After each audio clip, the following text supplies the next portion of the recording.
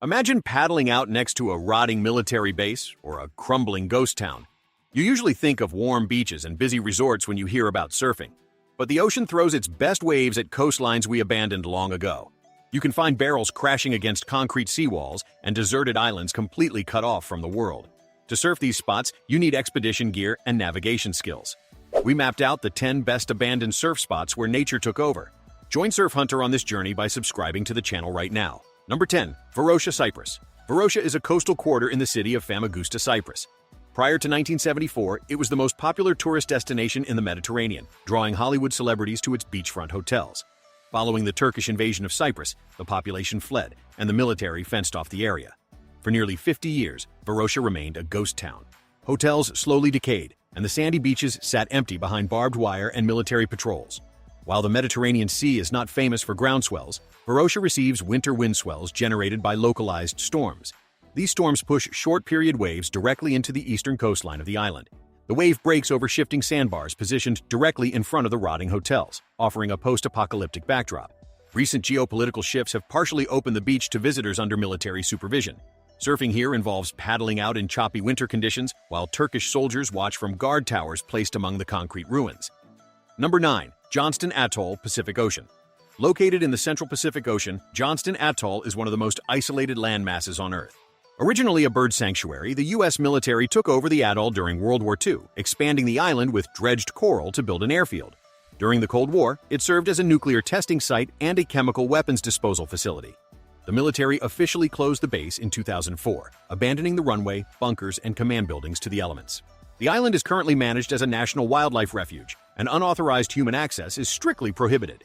Because the atoll is situated in the deep Pacific, it catches raw ground swells generated by both North Pacific winter storms and Southern Hemisphere systems. The island is surrounded by a coral reef shelf that causes the swells to pitch into hollow barrels. The wave mechanics here rival those of the North Shore of Oahu. However, the water is patrolled by tiger sharks, and the legacy of nuclear testing adds a psychological element to the area. Today, only scientists and passing yachts occasionally witness these reef breaks. Number 8. Spinalonga, Greece. The island of Spinalonga sits just off the northeastern coast of Crete. Originally built as a Venetian fortress in the 16th century to defend against pirate attacks, it was later repurposed by the Greek government. From 1903 to 1957, Spinalonga served as one of the last active leper colonies in Europe. Patients were exiled to the island and left to build their own society within the stone walls of the fortress. Following the discovery of a cure for leprosy, the colony was abandoned, leaving behind empty stone houses and a hospital. The oceanography of the Aegean Sea limits the size of the waves, but during northerly winter gales, wind swells funnel into the Mirabello Bay. The waves wrap around the northern tip of Spinalonga, breaking over rocky shelves right at the base of the Venetian walls. Surfing here is a logistical challenge, requiring a boat charter during the winter months. Number 7. Hashima Island, Japan. Better known as Gunkanjima, or Battleship Island, this landmass sits off the coast of Nagasaki. During the early 20th century, the Mitsubishi Corporation bought the island to extract coal from undersea mines. At its peak, the 16-acre island housed over 5,000 workers, making it the most densely populated place on Earth. The company built concrete apartment blocks directly on the seawall. When the coal reserves ran out in 1974, the population evacuated in a matter of weeks.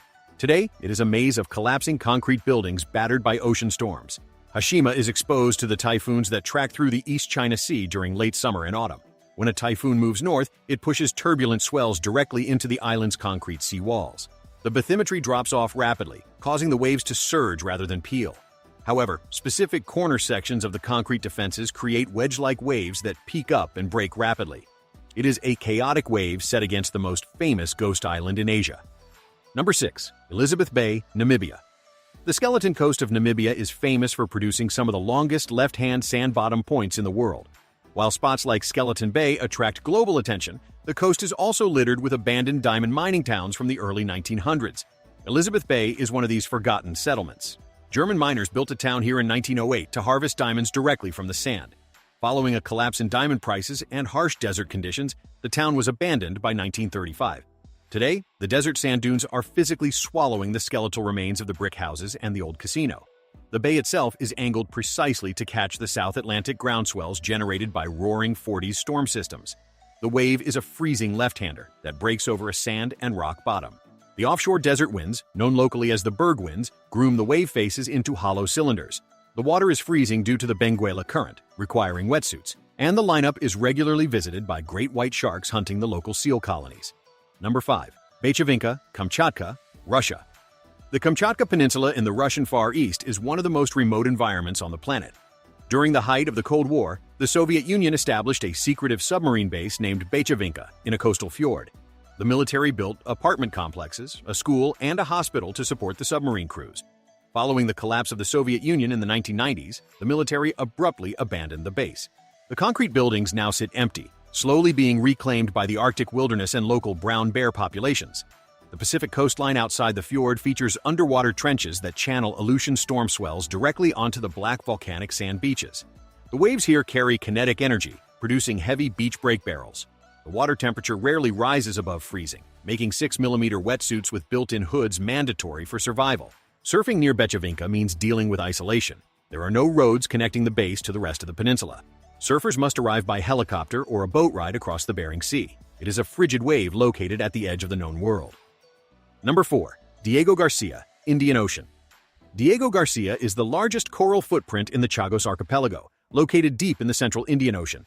Originally a coconut plantation worked by Chagosian locals, the British government forcibly evacuated the population in the late 1960s to lease the island to the United States military. Today, it serves as a restricted naval and air force base. The remains of the original plantation villages sit abandoned on the eastern side of the atoll, slowly rotting away under the jungle canopy. Civilian access to the island is entirely illegal, making it an unreachable ghost town for the general public. Geographically, the atoll is a wave magnet.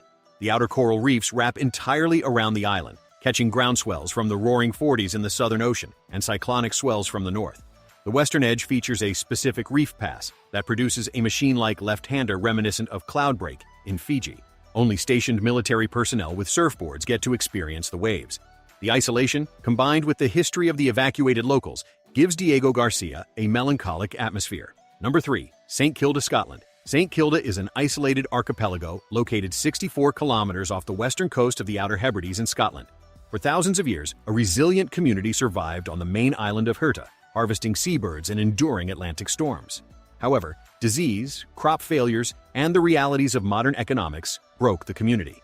In 1930, the remaining 36 residents requested evacuation, leaving the island completely abandoned.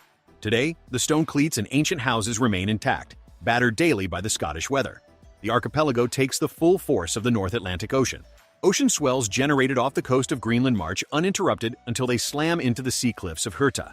Village Bay offers a rare, sheltered beach setup where incoming swells refract around the headlands and break over a mix of sand and boulders.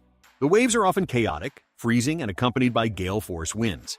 Surfing St. Kilda requires charting a boat through some of the most dangerous waters in Europe. Number 2. Ascension Island, Atlantic Ocean. Located just south of the equator in the middle of the Atlantic Ocean, Ascension Island is a barren volcanic rock devoid of natural vegetation.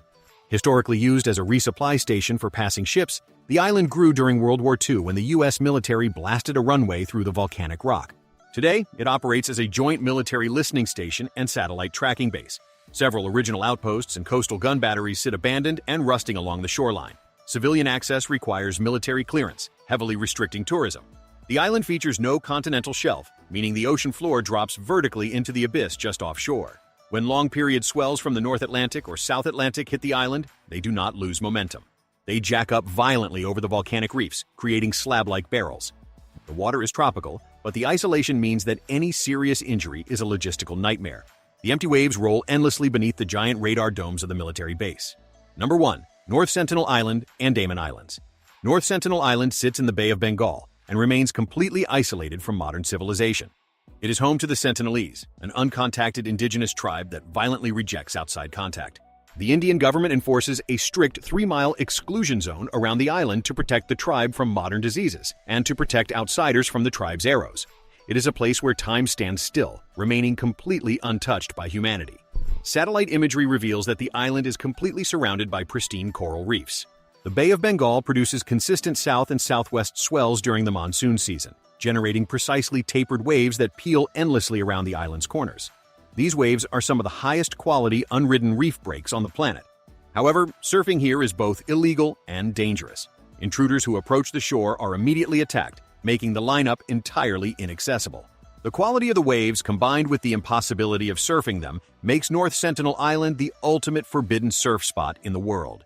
Nature eventually reclaims everything, and these empty waves break over the ruins of what we left behind.